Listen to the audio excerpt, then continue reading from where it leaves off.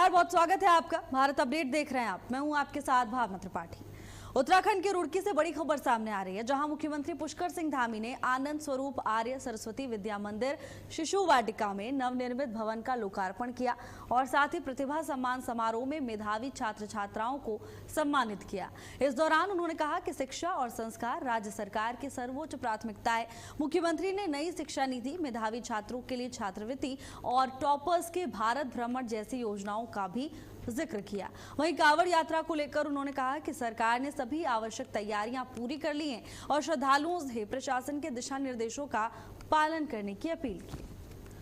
मुख्यमंत्री पुष्कर सिंह धामी कार्यक्रम में शामिल हुए, जहां मंच से संबोधित करते हुए मेधावी छात्र छात्राओं को प्रोत्साहित किया और साथ ही कांवड़ यात्रा को लेकर प्रशासन की ओर से की गई तैयारियों के बारे में भी जिक्र करते हुए मुख्यमंत्री नजर आए। सीएम ने कहा कि कांवड़ यात्रा की सभी तैयारियां पूरी हैं और शासन और प्रशासन इस बात को लेकर पूरी तरह से सजग है कि श्रद्धालुओं को, शिव भक्तों को किसी भी तरह की परेशानी कांवड़ यात्रा के दौरान ना आए। मूलभूत सुविधाएं दुरुस्त की गई हैं। यातायात व्यवस्था से लेकर पेयजल तक, सफाई व्यवस्था, हर चीज पर प्रशासन की पैनी नजर है। और साथ ही मुख्यमंत्री पुष्कर सिंह धामी ने नवनिर्मित भवन का लोकार्पण किया। ये बड़ी सौगात मुख्यमंत्री की ओर से आज दी गई है। मेधावी छात्र छात्राओं को सम्मानित किया गया और मुख्यमंत्री ने सभी उत्कृष्ट प्रदर्शन करने वाली छात्र छात्राओं को सम्मानित किया, उन्हें प्रोत्साहित किया। कुछ तस्वीरें आपको दिखा रहे हैं, जहां कार्यक्रम स्थल पर पहुंचने पर मुख्यमंत्री पुष्कर सिंह धामी का भव्य स्वागत किया गया। मुख्यमंत्री ने भी सभी का अभिवादन स्वीकार किया। तमाम तस्वीरें आप देख रहे हैं। मुख्यमंत्री पुष्कर सिंह धामी कार्यक्रम में शामिल होने के लिए पहुंचे, जिसके बाद लोगों का उत्साह चरम पर था। और इस दौरान मुख्यमंत्री पुष्कर सिंह धामी ने मंच से संबोधित करते हुए शिक्षा के महत्व को लेकर जानकारी दी और साथ ही ये भी बताया कि सरकार शिक्षा को गुणवत्तापूर्ण बनाने के लिए कितने अथक प्रयास कर रही है। और साथ ही कांवड़ यात्रा को लेकर भी मुख्यमंत्री पुष्कर सिंह धामी की ओर से प्रतिक्रिया दी गई। सीएम ने कहा कि कांवड़ यात्रा को लेकर तैयारियां पूरी हो चुकी हैं। कांवड़ यात्रा के दौरान श्रद्धालुओं को परेशानी नहीं आने दी जाएगी। 10वीं हाई स्कूल और इंटरमीडिएट में 35% और 37% का जो कुल विद्यार्थियों की संख्या है, उसके आधार पर जो मेरिट है, उस मेरिट में स्थान प्राप्त किया है। मैं उन सभी को बधाई देता हूँ। और हमारे विद्या मंदिर और शिशु मंदिरों से पढ़कर बच्चे ज्ञानवान बन रहे हैं, चरित्रवान बन रहे हैं, संस्कारवान बन रहे हैं, विद्यावान बन रहे हैं, हर क्षेत्रों में जा रहे हैं। मैं उन सभी को बहुत बधाई देता हूँ। और शिक्षा हमारी सभी बच्चों के लिए पहली प्राथमिकता है, सर्वोच्च प्राथमिकता है। और वहीं उत्तराखंड के मुख्यमंत्री पुष्कर सिंह धामी आज रुड़की पहुंचे, जहां उन्होंने आनंद स्वरूप आर्य सरस्वती विद्या मंदिर शिशु वाटिका के नवनिर्मित भवन का लोकार्पण किया। इस मौके पर आयोजित प्रतिभा सम्मान समारोह में मुख्यमंत्री ने मेधावी छात्रों का सम्मान किया, उनका उत्साह बढ़ाया। संबोधन में शिक्षा, संस्कार और राष्ट्र निर्माण के मूल्यों पर जोर देते हुए कहा कि प्रतिभाओं को आगे बढ़ाने के लिए बेहतर कार्य करना और माहौल जरूरी है। रुड़की पहुंचे सीएम पुष्कर सिंह धामी। नए स्कूल भवन का लोकार्पण मुख्यमंत्री की ओर से किया गया। वहीं कार्यक्रम स्थल पर पहुंचने पर मुख्यमंत्री का भव्य स्वागत किया गया। सीएम के आगमन को देखते हुए प्रशासन और प्रबंधन की ओर से सुरक्षा के पुख्ता इंतजाम किए गए थे। सीएम धामी ने नए स्कूल भवन की बड़ी सौगात प्रदेशवासियों को दी है। मेधावी छात्रों को सम्मानित किया गया, उन्हें प्रोत्साहित करने का काम किया गया। शिक्षा और संस्कार पर मुख्यमंत्री ने मंच से संबोधित करते हुए जोर दिया। वहीं उत्तराखंड के मुख्यमंत्री पुष्कर सिंह धामी ने देहरादून स्थित मुख्य सेवक सदन में प्रदेश भर से आए वरिष्ठ लेखकों और साहित्यकारों के साथ संवाद किया। इस दौरान उन्होंने कहा कि साहित्यकार केवल समाज का दर्पण नहीं, बल्कि सही दिशा देने वाले मार्गदर्शक भी हैं। मुख्यमंत्री ने उत्तराखंड की सांस्कृतिक विरासत के संरक्षण और नई पीढ़ी में पढ़ने लिखने की संस्कृति विकसित करने पर भी जोर दिया। उन्होंने बताया कि राज्य सरकार साहित्यकारों के सम्मान और साहित्यिक वातावरण को मजबूत करने के लिए लगातार काम कर रही है। वहीं रुद्रप्रयाग के 1000 पुस्तक दान अभियान को समर्थन देते हुए सीएम पुष्कर सिंह धामी ने 50 पुस्तकें खरीदकर सार्वजनिक पुस्तकालय को देने की घोषणा भी की। देहरादून से तमाम तस्वीरें सामने आ रही हैं, जहां उत्तराखंड के मुख्यमंत्री पुष्कर सिंह धामी कार्यक्रम में शामिल हुए, यहां लेखकों से मुलाकात की और इस दौरान कई महत्वपूर्ण मुद्दों को लेकर चर्चा हुई है। साहित्य से संस्कृति संरक्षण पर मुख्यमंत्री की ओर से जोर दिया गया।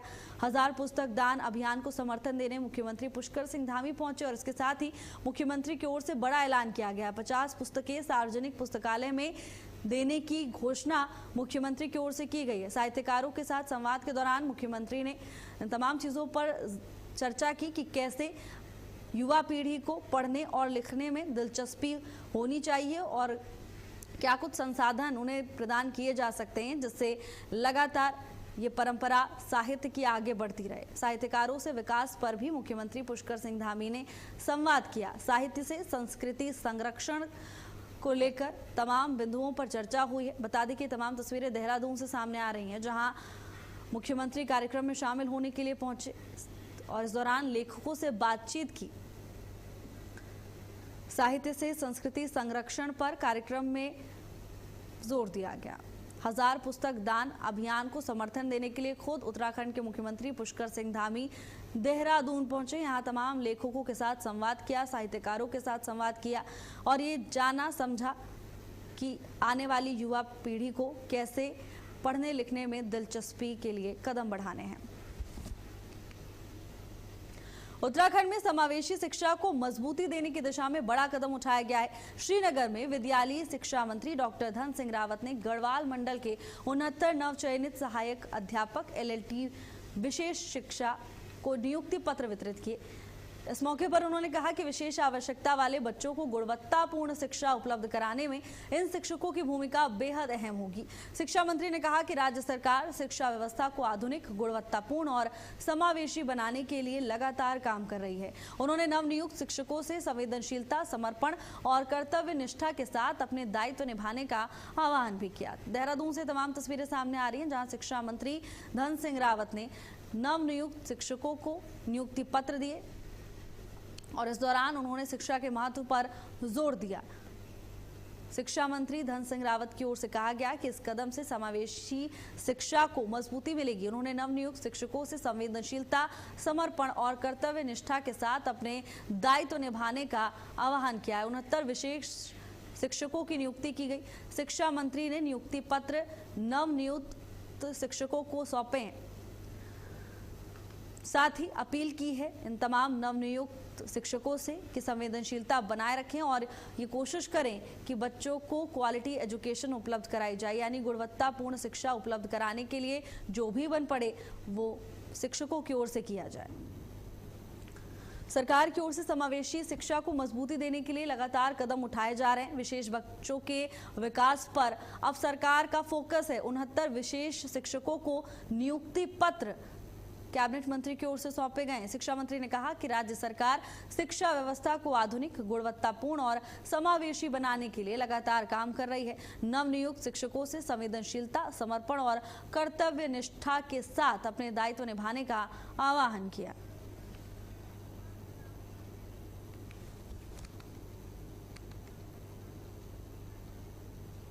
वहीं हरिद्वार से यूजीसी रेगुलेशन 2026 के विरोध में बड़े आंदोलन का ऐलान किया गया है।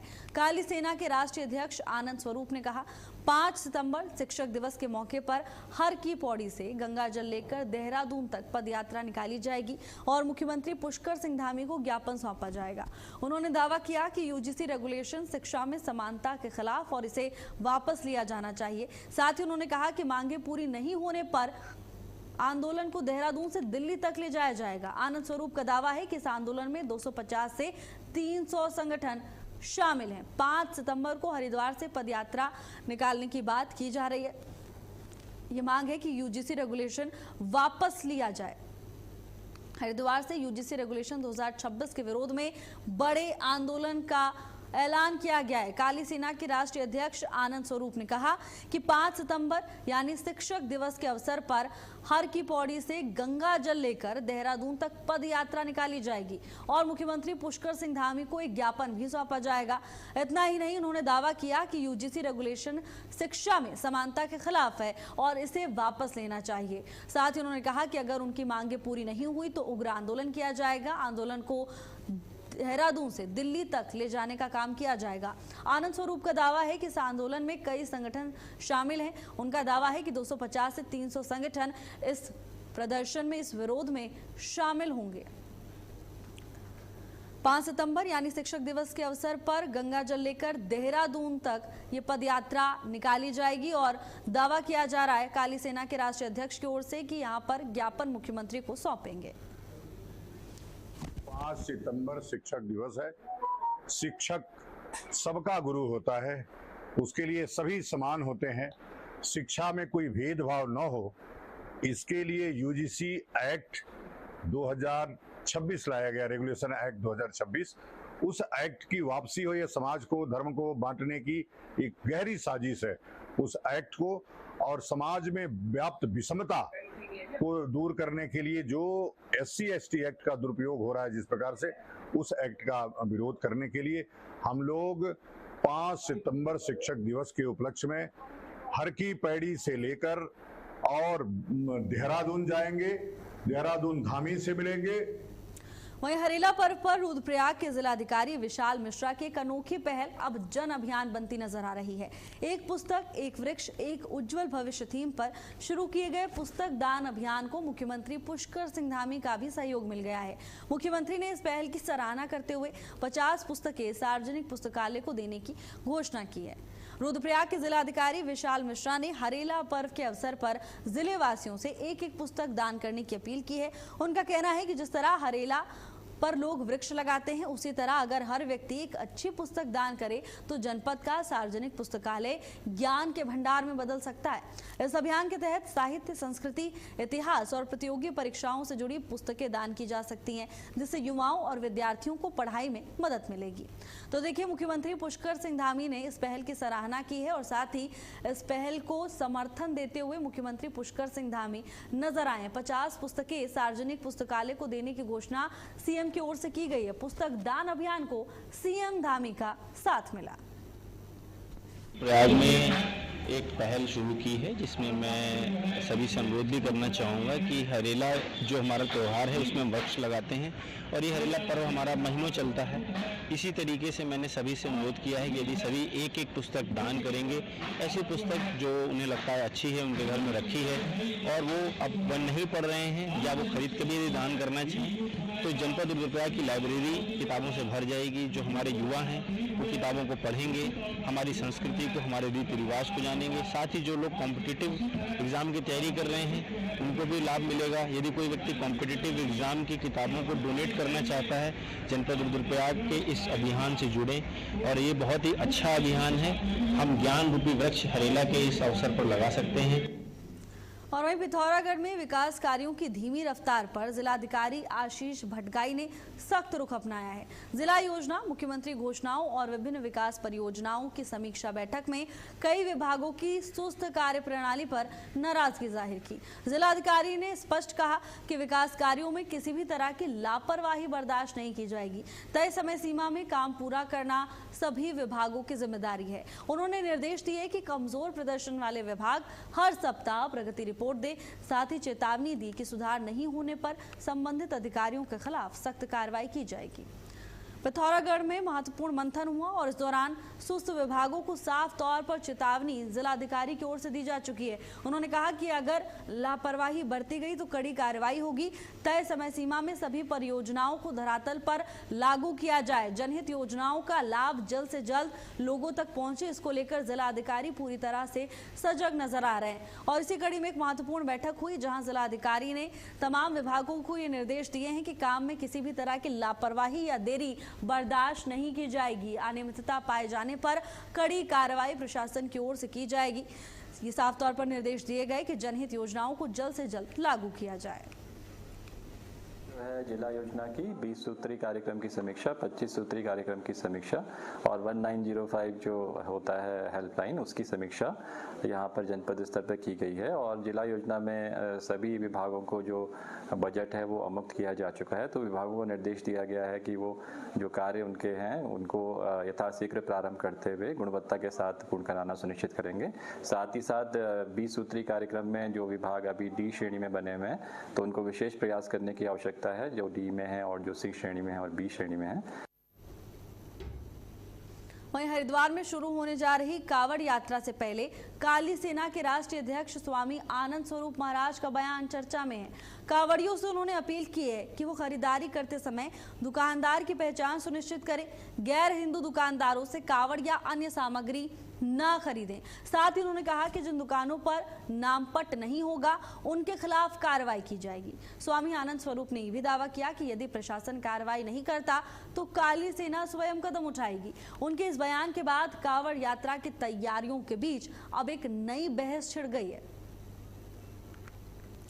प्रशासन से कार्रवाई की मांग की है और ये भी कहा है कि अगर प्रशासन की ओर से एक्शन नहीं लिया जाता है तो काली सेना खुद इसको लेकर कार्रवाई करेगी। एक तरफ जहां प्रशासन तमाम इंतजामों में जुटा हुआ है, वहीं दूसरी तरफ काली सेना के अध्यक्ष का ये बयान अब चर्चा में है। कावड़ यात्रा की तैयारियों को लेकर उन्होंने लोगों से ये कहा है कि कावड़ या कोई भी सामान तभी खरीदे जब दुकानदार की पहचान हो जाए और ऐसी दुकानों से सामान ना ले जिनके बाहर नेम प्लेट नहीं लगी है। क्या कुछ कहा, खुद सुनिए। घोषणा किया था कि यदि कोई कांवड़ मेला में दुकानें गैर हिंदुओं की रही तो हम उसको बलपूर्वक हटाएंगे। यदि वह बात हमारी मान लेते हैं तो ठीक है, नहीं तो कांवड़ शुरू होने तक चेकिंग होगी। उस चेकिंग में यदि कोई गैर हिंदू पाया गया तो उसकी फिटनेस होगी और फिटनेस के साथ साथ उस पर कार्रवाई होगी। क्योंकि यह तीर्थ क्षेत्र है और यह हिंदुओं का मेला है। इसमें जो हिंदू नहीं है, जो गैर हिंदू है, वो किसी न किसी मनसा के साथ आ रहा है, हमारे उसको दूषित करने के लिए आ रहा है और उसको अपवित्र करने आ रहा है उस अभियान को। इसलिए हम उस ऐसे लोगों को चिन्हित करके उनके खिलाफ दंडात्मक कार्रवाई करेंगे, फिटनेस करेंगे। वहीं सावन के दूसरे सोमवार पर भगवान शिव के मंदिरों में सुबह से ही श्रद्धालुओं की भारी भीड़ देखने को मिली। चमोली के गोपेश्वर स्थित प्राचीन गोपीनाथ मंदिर में शिव भक्त बड़ी संख्या में जलाभिषेक और पूजा अर्चना के लिए पहुंच रहे हैं। श्रद्धालु भोलेनाथ का जलाभिषेक कर सुख समृद्धि और परिवार की खुशहाली की कामना कर रहे हैं। मंदिर परिसर में श्रद्धा और भक्ति का माहौल देखने को मिल रहा है। तो देखिए, सावन के दूसरे सोमवार के अवसर पर गोपीनाथ मंदिर में भारी संख्या में श्रद्धालुओं की भीड़ उमड़ पड़ी। भोलेनाथ का जलाभिषेक किया गया। विधि विधान से भोलेनाथ की पूजा अर्चना श्रद्धालुओं ने की। तमाम तस्वीरें देखिए किस तरह से मंदिर में सुबह से ही भक्तों का तांता लगा हुआ है।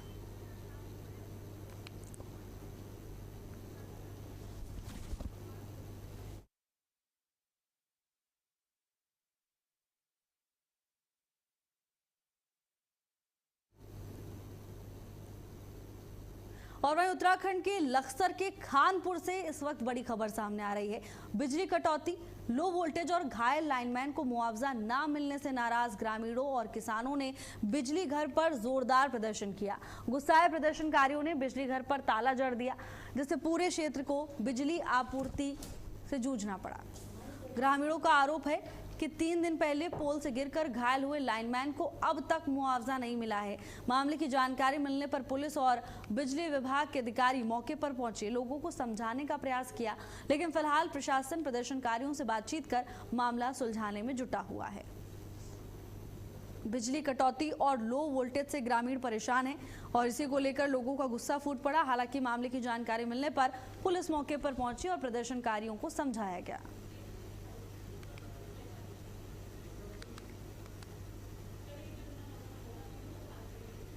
अब खबर चमोली से है, जहां मौसम विभाग की भविष्यवाणी सही साबित हुई। सुबह से ही मूसलाधार बारिश जारी है। मौसम विभाग ने येलो अलर्ट जारी किया था। जिला प्रशासन ने सभी से सतर्क रहने के निर्देश दिए थे। तो देखिए, मौसम विभाग की ओर से पहले ही भविष्यवाणी की गई थी, पहले ही पूर्वानुमान जारी किया गया था कि आज क्षेत्र में मूसलाधार बारिश होगी और ठीक ऐसा हुआ भी।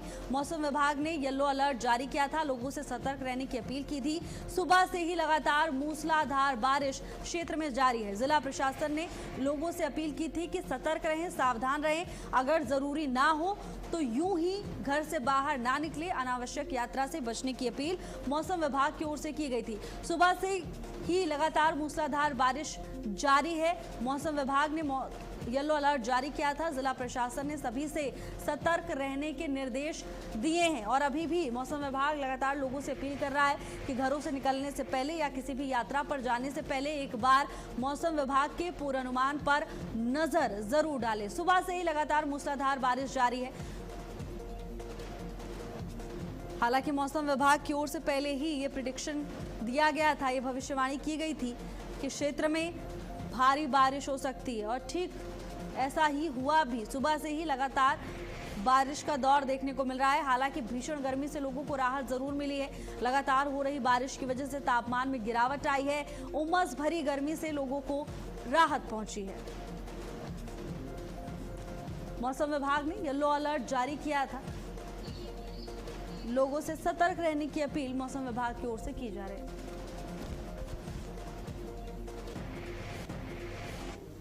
वहीं श्रावण मास के दूसरे सोमवार पर विश्व प्रसिद्ध बाबा केदारनाथ धाम में श्रद्धालुओं का आस्था का सैलाब उमड़ रहा है।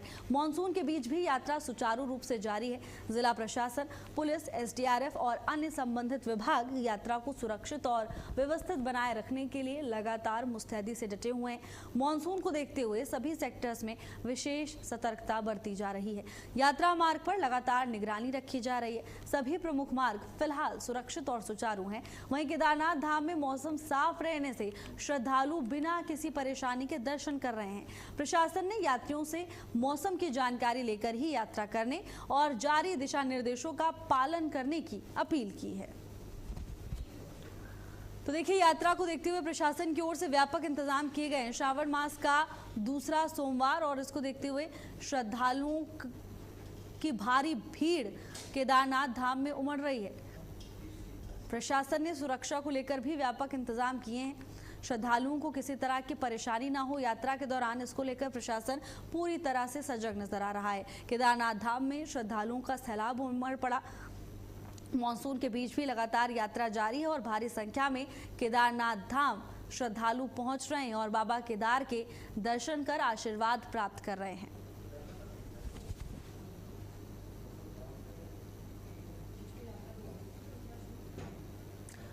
वहीं सावन के दूसरे सोमवार के अवसर पर बटलेश्वर महादेव मंदिर में सुबह से ही श्रद्धालुओं की भारी भीड़ देखने को मिली।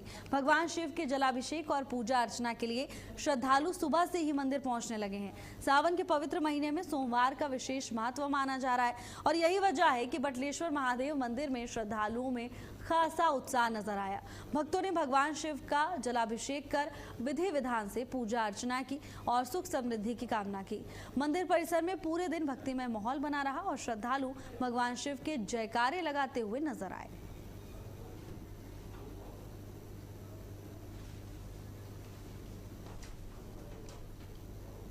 फिलहाल के लिए मेरे साथ बस इतना ही। देश और दुनिया की तमाम बड़ी खबरों के लिए देखते रहिए भारत अपडेट। नमस्कार।